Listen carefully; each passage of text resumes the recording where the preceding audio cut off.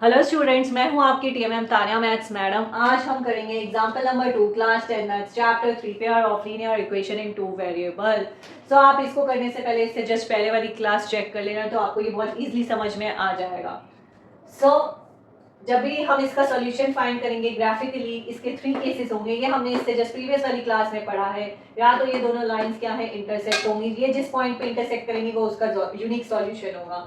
या तो ये लाइन पैरेलल होंगी और इनका कोई भी सॉल्यूशन नहीं होगा। थर्ड, ये लाइन कोइंसिडेंट होंगी, एक दूसरे के ऊपर होंगी और इनके इनफिनिटली मैनी सॉल्यूशन होंगे। सो एग्जांपल नंबर 2 कह रहा है graphically find pair of equation has no solution, unique solution और इनफिनिटली मैनी सॉल्यूशन। इन दोनों के क्या सॉल्यूशन है, एक सॉल्यूशन है, सॉल्यूशन नहीं है, या इनफिनिटली मैनी सॉल्यूशन है।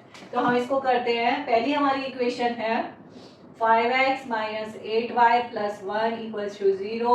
ये हमारी पहली इक्वेशन हो गई। सेकंड इक्वेशन देखो 3x minus 24/5y plus 3/5 equals to 0। ये हमारी सेकंड इक्वेशन हो गई।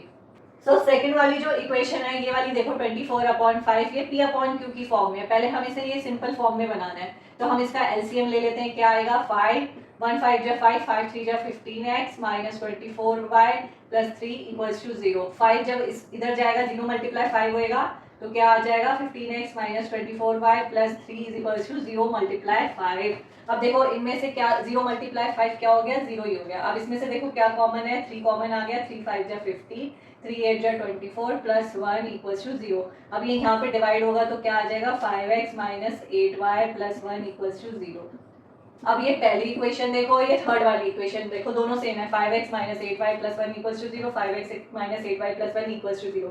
जब आप इसका पहली इक्वेशन का ग्राफ ड्रॉ करोगे तो कोई एक लाइन आएगी। फॉर एग्जांपल ये लाइन है। अब आप दूसरी वाली इक्वेशन, अब ये वाली इक्वेशन का ड्रॉ करोगे तो ये इसी के ऊपर ही होगी। ठीक है, तो क्या हो गई, लाइंस क्या हो गई, कोइंसिडेंट हो गई। कोइंसिडेंट हो गई तो उसके कितने सॉल्यूशन हो गए, इनफिनिटली मैनी सॉल्यूशन। यही आप लिख दो, the equation 1 and 3 are same,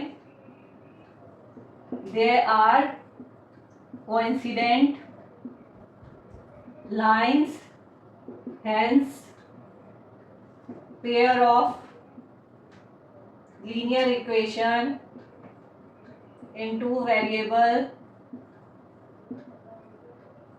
have infinitely many solution. ठीक है, यही पूछ रहा है, यूनिक सॉल्यूशन, नो सॉल्यूशन और इनफिनिटली मैनी सॉल्यूशन। जब दो लाइन सेम है तो उनकी लाइंस भी एक दूसरे के ऊपर होंगी, कोइंसिडेंट होंगी और उनका सॉल्यूशन कितने होंगे, इनफिनिटली। ठीक है, आज के लिए इतना ही। मिलेंगे अपने नेक्स्ट क्लास में एग्जांपल नंबर 3 के साथ।